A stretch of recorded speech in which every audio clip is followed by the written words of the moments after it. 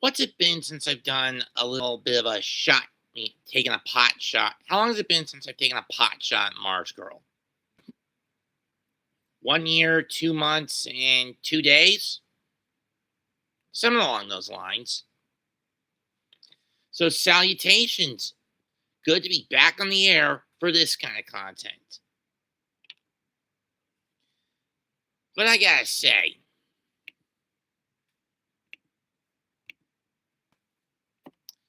with someone like this,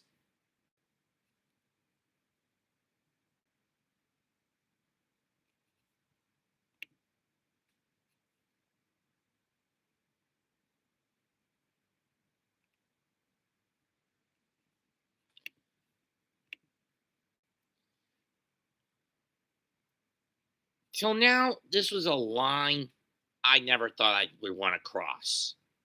I would want to cross. Opening the proverbial Pandora's box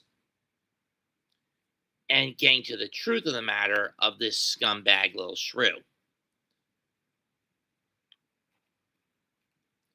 Kaylin Delane Saucedo, aka Marzgurl, was born in San Antonio, Texas on January 26th of 1986.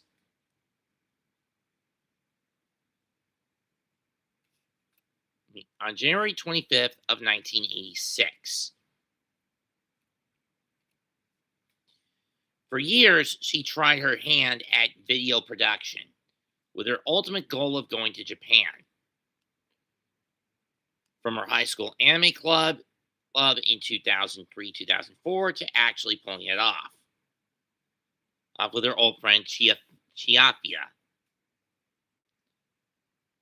In 2008, she entered her Doug Walker's Find the Nostalgia Chick contest. What was the goal? Simply put, have every girl across the country, if not across the world, do a review of the 1982 anime adaptation of Peter S. Beagle's 1969 novel, The Last Unicorn, with it making the top three alongside Chrissy Diggs, that chick with the goggles, a content creator out of Missouri, and Lindsay Ellis, the latter of New York City, the latter of whom would end up going on to win the contest. And this is where Doug made one of his biggest mistakes. And this is where I'll throw a line from State Gone into the equation. Is Marzgurl as strong as she reports? Hold on. Mike went dead for a second. Anyway, is she as strong as she reports, or was it because of her support? Because in all honesty, she'd be nothing without old NC. And she knows it. Anyway, Doug would make the most cancerous everyone's a winner decision in history. If he doesn't, this is where I think the timeline should have diverged in '08. If he told Chrissy and Kaylin to go home and just signed Lindsay onto the team, what would that do for Chrissy and Kaylin? Well, Chrissy, I think, would be able to live with it. I mean, she is a much more charismatic content creator, and I've seen some of her work, whether it's live video game playthroughs or live how-tos when it comes to knitting. The latter of which after she left Channel Awesome.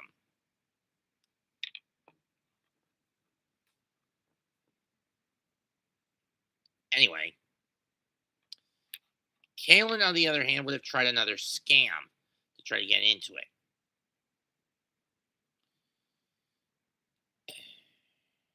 She would try a what's that anime, anything that would be disposed of after 3 episodes. Anime News Antonio with the news opinion focused version of criticisms of anime. Marzgurl Sings, which was poorly done. And a podcast called Beyond the Black Rims, co-hosted with her husband Josh, which started out as a YouTube exclusive before being hosted on CA in 2015 before leaving in 2017. While generally respected, She became close friends with individuals like Louis Lovehog, like with host of Atop the Fourth Wall, Louis Lovehog, aka Linkara, Jonathan Chaos D1 Berghog, and Justin Jew White Carmichael Wario Carmichael, the latter of whom would actually cause the beginning of her psychological descent.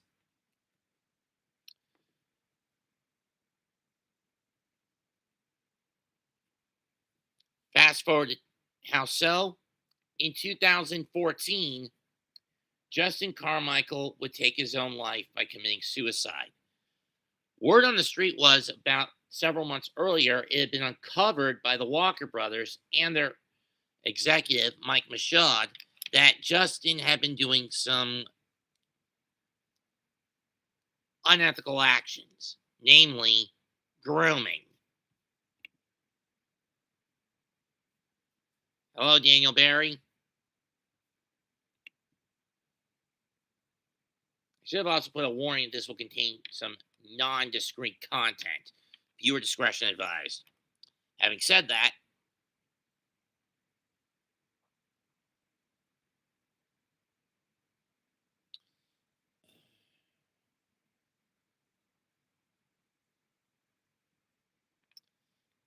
Linkara, Obscurus Lupa, Alison Prager, and Holly, but it definitely appears she was one of the more involved ones. With the exception of herself and Lupa, none of the other content creators take up more than 5 pages of the document. Marzgurl takes up 7, and if I remember correctly, Lupa, from what I remember from Nettle's video, she took up 8.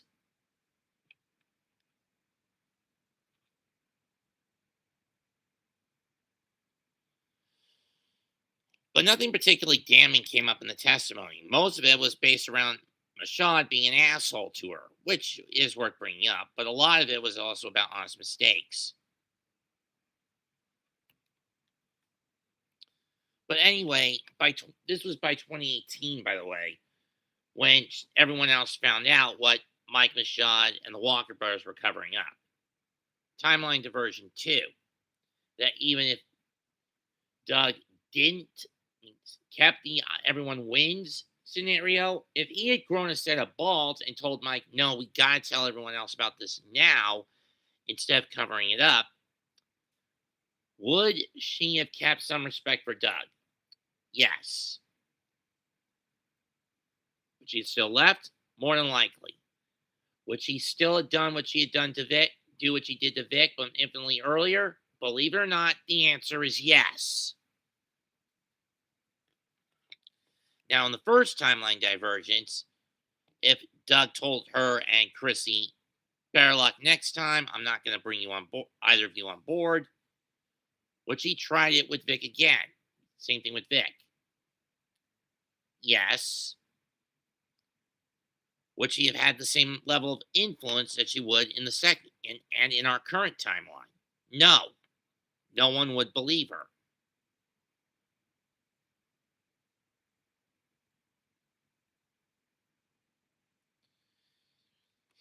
Anyway,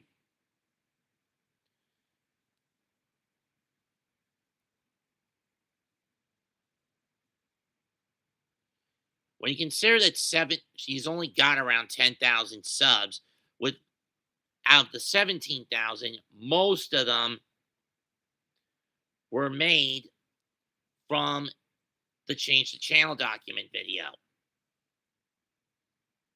I mean, when you think about it, even 17,000 subs is some in modern YouTube is pitiful, especially when you can't make minimum wage below 1,000K, 100,000 subscribers. I don't make anything on this platform. I don't even have 800 subscribers on this thing yet.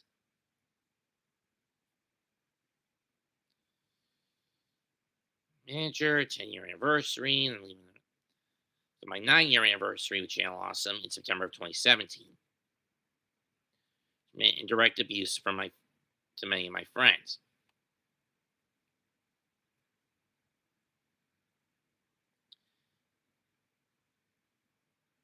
It was video about talking to Wario, 162,000 views.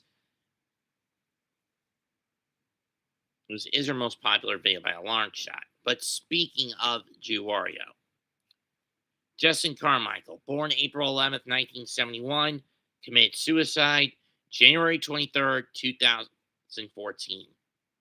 Locked himself to his bathroom and shot himself while his wife was talking to him from the other side of the door.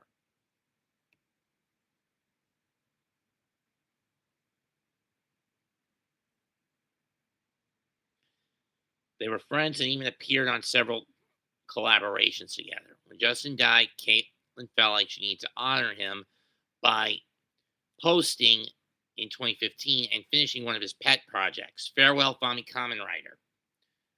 Now, if she's not in Channel Awesome at this point in time in either of the first two timelines, especially if in the second timeline she still left anyway and did what she did to Vic and all that other shit,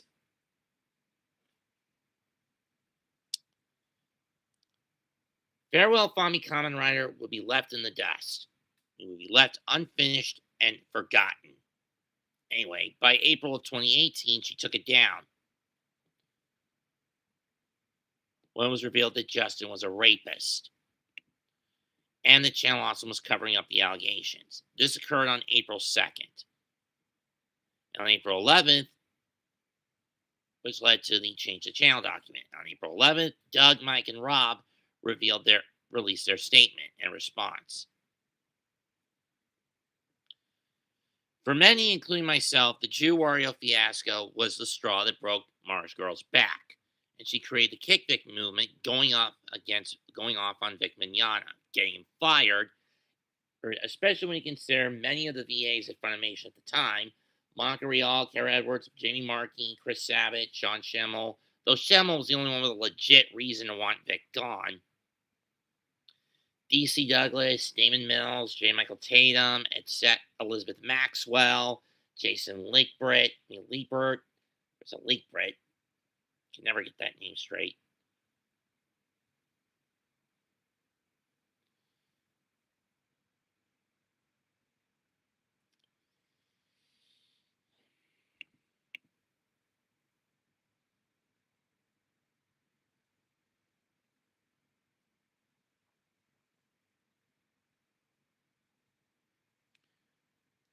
Wanted Vic gone and basically used her allegations as a springboard to kangaroo court him while simultaneously covering their asses at the peak of the Me Too movement.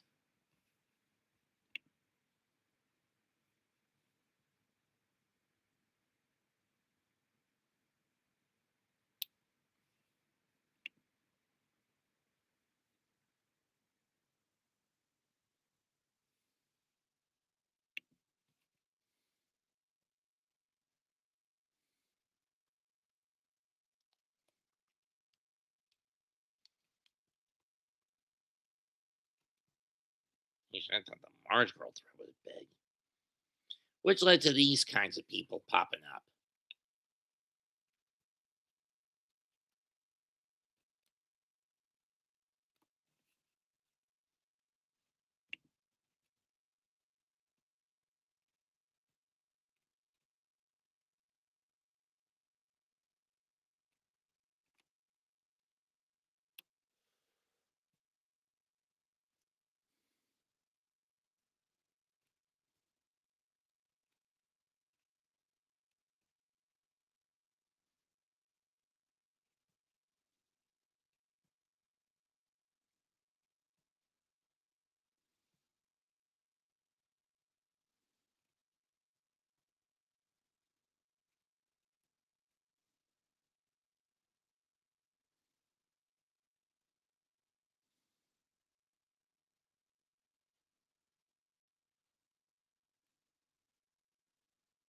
Yeesh.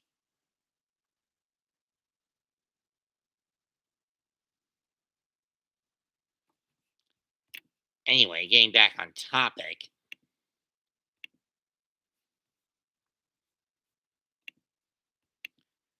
And by the way, Kaylin, I know you're 12 from breast cancer.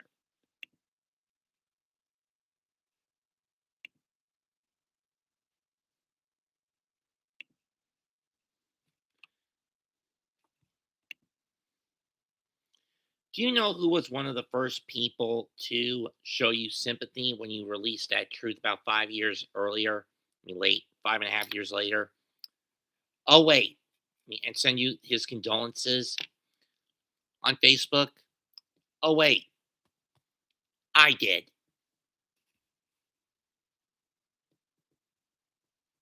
And what did your goon squad do 4.5 years later after I had to put down my dog?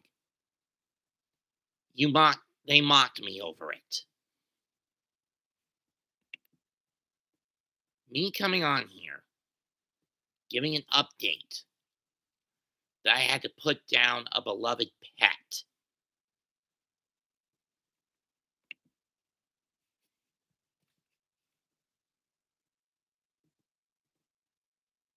You didn't care. As long as I was suffering, that's all you cared about. Was suffering, that's all that mattered to you. As long as Vic was suffering, that's all that mattered to you.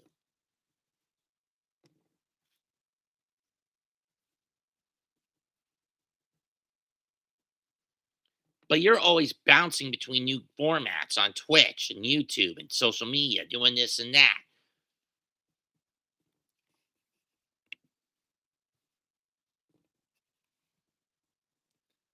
And without Vic, NC, or me, you're nothing. Why? Because you're terrified of being ignored or forgotten. And look at you now, back to begging, charging anywhere from $100 to $200 an hour for putting in closed captionings on videos. Sheesh.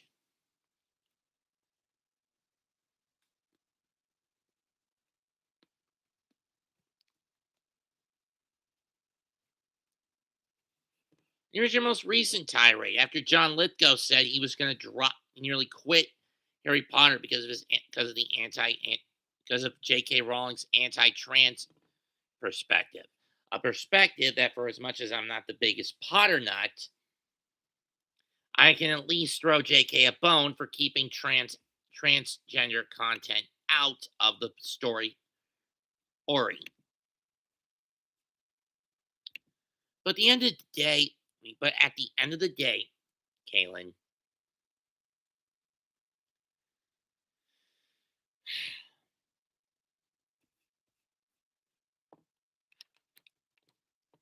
you're gonna wish I may come back on more frequently to do these tirades on you. Maybe I won't. But you're gonna wish, but I'm gonna make you wish that I stayed gone. Well, I will not kill you.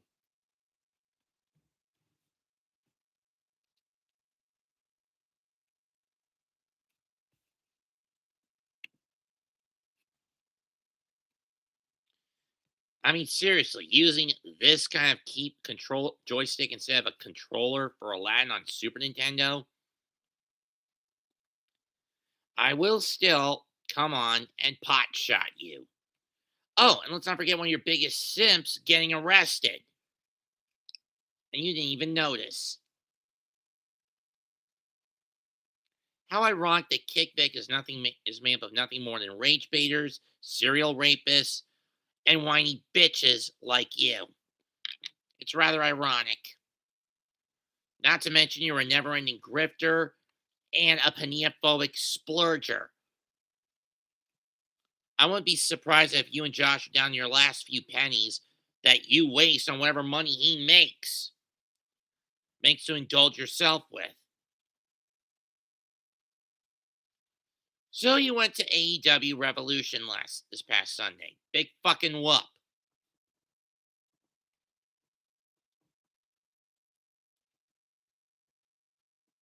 I've been to wrestling events, both big and small, house shows, and what would equate to live pay-per-views. Use slash PLEs and television tapings in my home state.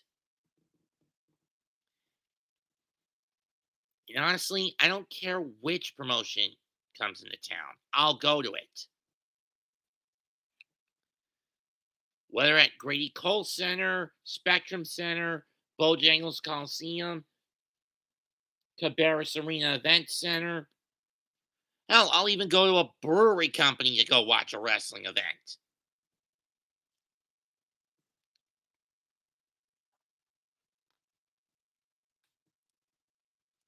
I mean, 2024, I spent all Black Friday weekend at a show in Winston-Salem where it was nothing but wrestling and events.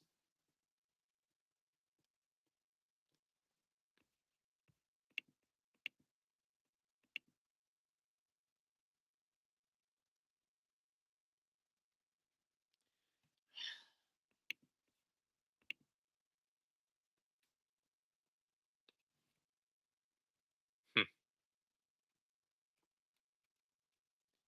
Not to mention you're as cheap as using MP3 players.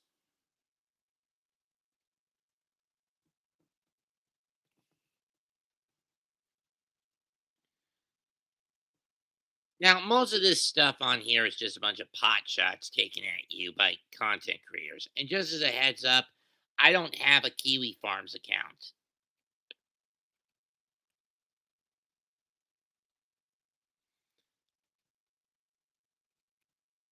Hmm.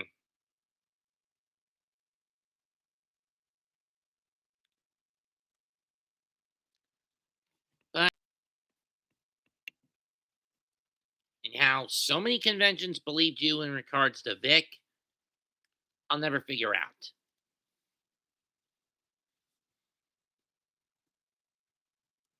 But still,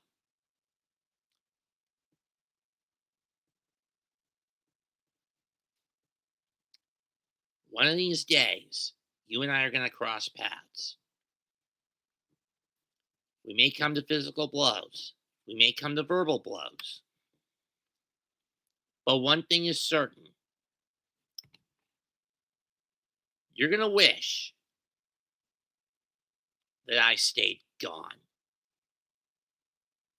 Because when I'm done, your little status quo race will have finally been run.